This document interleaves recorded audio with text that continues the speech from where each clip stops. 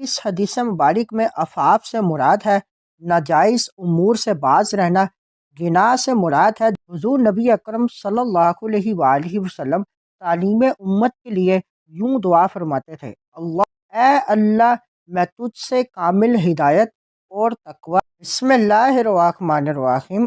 آج کی حدیث مبارک ایک جامع دعا۔ صحیح مسلم حدیث نمبر 2721۔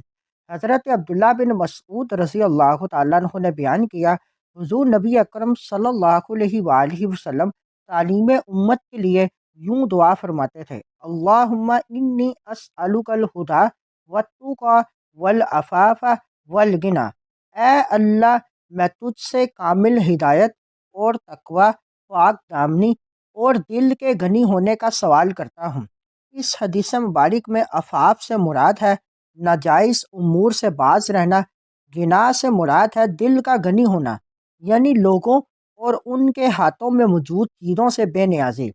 یہ دعائے نبوی مختصر الفاظ اور بہت سے معانی پر مشتمل ہے۔ ایسی جامع دعاؤں کو اپنے معمولات میں شامل کرنے سے بے شمار برکات حاصل ہوتی ہیں۔